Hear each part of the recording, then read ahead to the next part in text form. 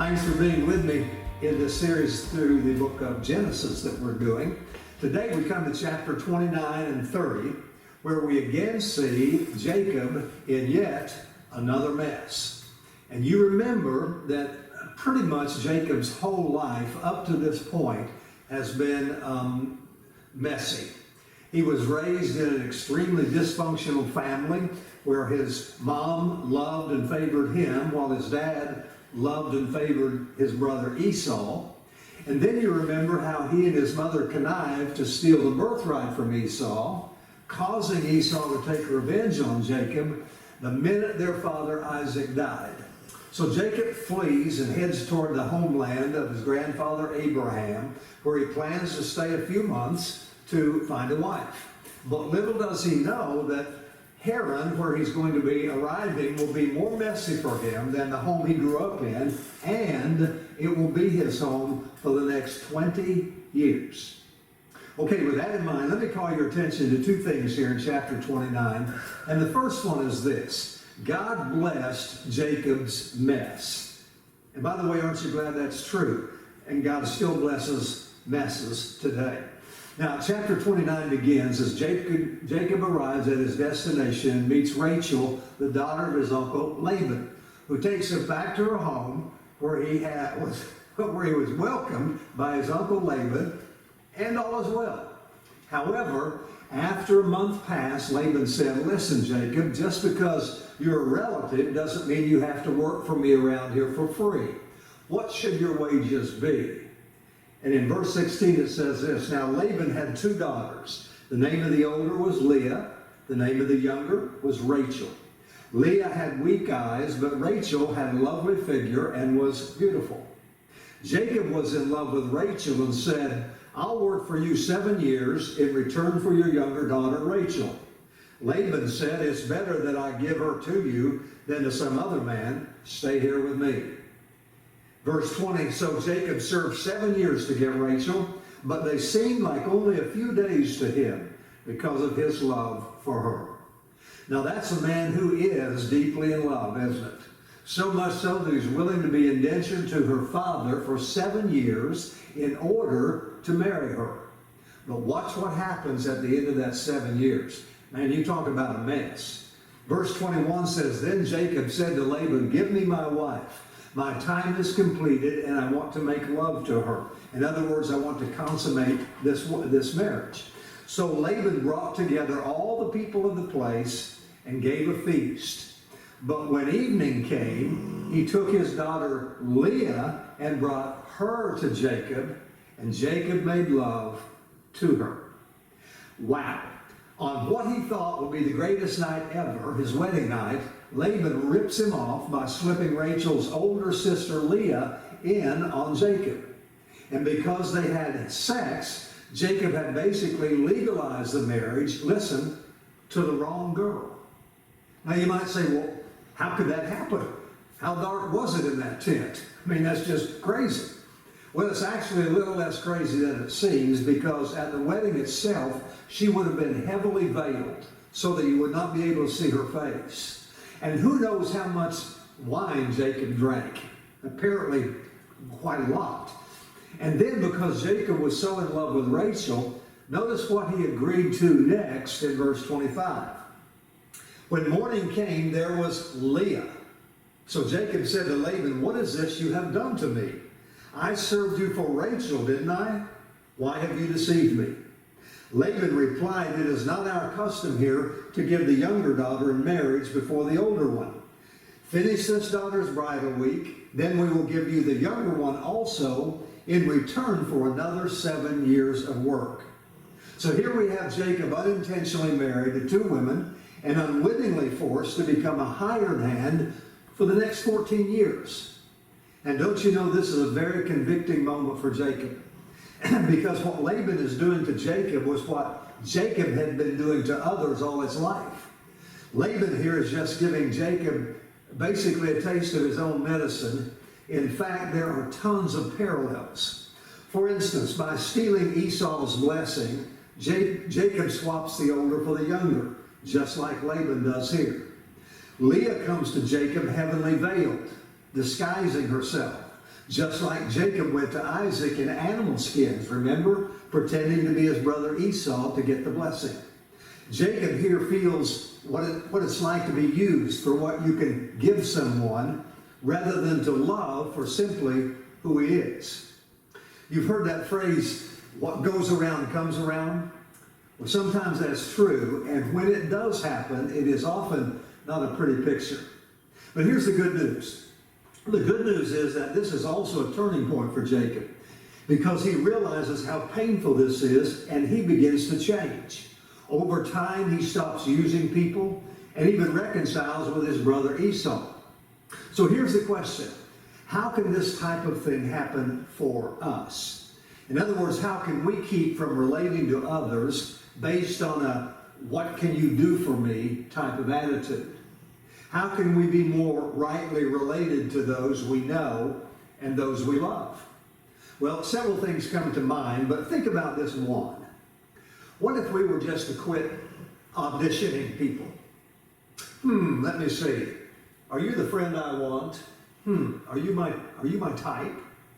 Because too many people judge a person based upon their appearance and or an initial impression. And while that can sometimes be okay, too often it is a false evaluation. You've heard that other phrase, you can't judge a book by its cover. That is so true. And the real problem with that is we miss out on the blessing of some very amazing and wonderful people. That's by the way, one of the great things about a church, because one of the deepest kinds of community we can have is with folks who are different than we are. Those we might not have chosen outright, but we find ourselves connected to through our common bond in Jesus. All right, let's move on. God blessed Jacob's mess, and secondly, God blessed Leah's mess. Now, we only know a couple of details about Leah. One is found in verse 17, where it says, Leah had weak eyes, but Rachel had a lovely figure and was beautiful. Some believe that to mean she had bad eyesight, but it doesn't say Leah had weak eyes, but Rachel could see real good. So that's probably not it. Most likely it means she was cross-eyed or lazy-eyed, or at least something that was not so appealing. Secondly, Leah, the name Leah means cow. Sorry, ladies, I'm just giving the facts. A woman who resembled a cow at birth was obviously deemed unattractive by the parents and probably anyone else who saw that baby. By the way, remember now, this culture is misogynistic and patriarchal to the highest order. Women were not seen as equal to men, and in fact were basically viewed as a piece of property, as a sex object or a baby factory. So while a man could be unattractive physically, and that was no big deal, not so for a woman. And to make matters worse for Leah, she had to live all of her life in the shadow of her sister, who was obviously stunning. And her father Laban, think about this for tearing down your self-esteem. Laban knew no one was ever going to marry his daughter Leah or offer any money for her. Therefore, he was always on the lookout for a way to unload her, and that way came in the form of his unsuspecting nephew, Jacob. Because after the first impression, Jacob wanted nothing to do with Leah. Incidentally, verse 30, speaking of Jacob, says he loved Rachel more than Leah. But then verse 31 actually clarifies that and says he had no love for Leah at all.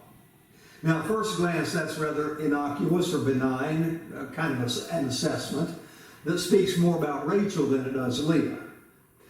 But not so from Leah's vantage point. From her perspective, that assessment was one of great condemnation, because every single day she was forced to see the man that she longed for in the arms of the one in whose shadow she had lived all of her life. Every day then was another knife in her heart. So to heal the wounds and to turn the heart of Jacob toward her, she began to have babies.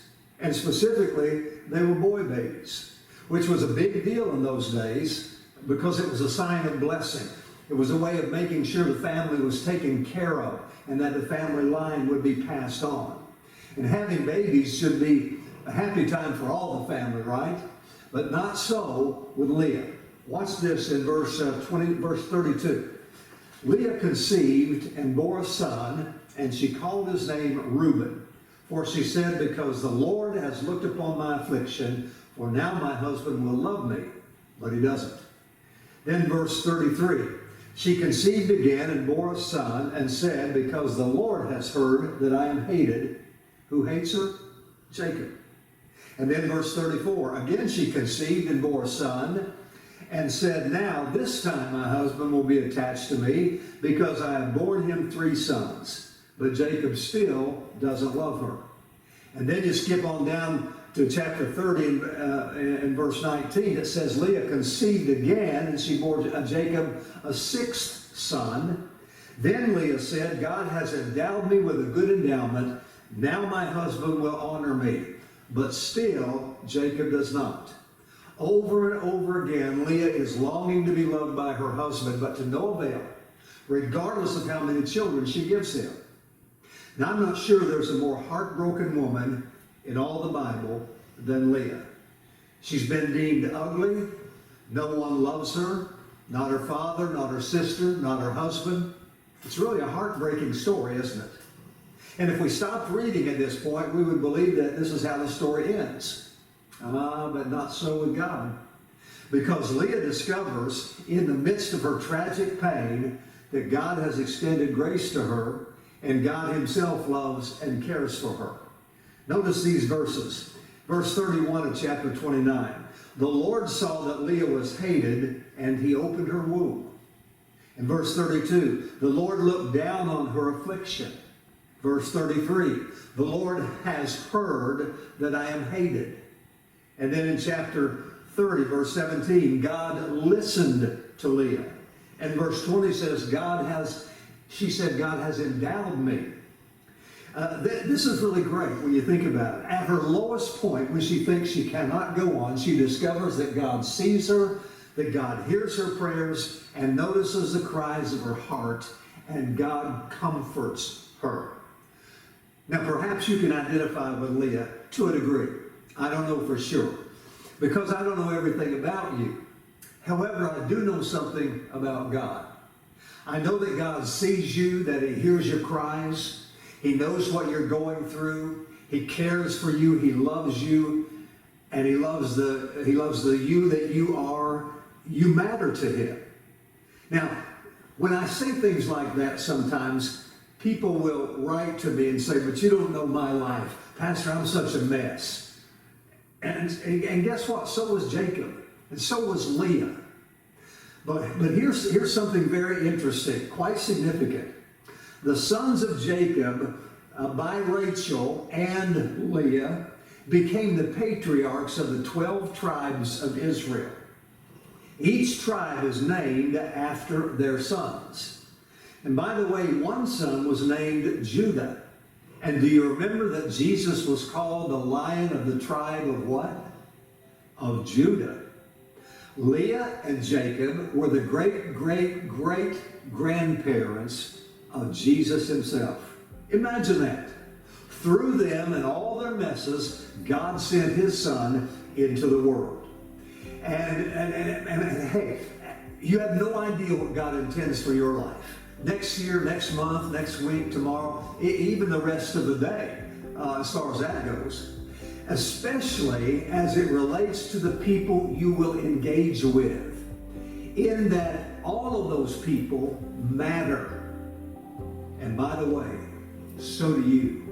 Don't ever forget, you matter to God. And I would just dare you to say right now, I matter to God. And you do.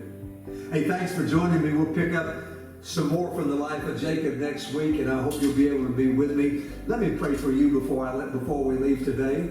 Father, I pray for every person watching. Would you remind us that we indeed do matter to you and matter to one another.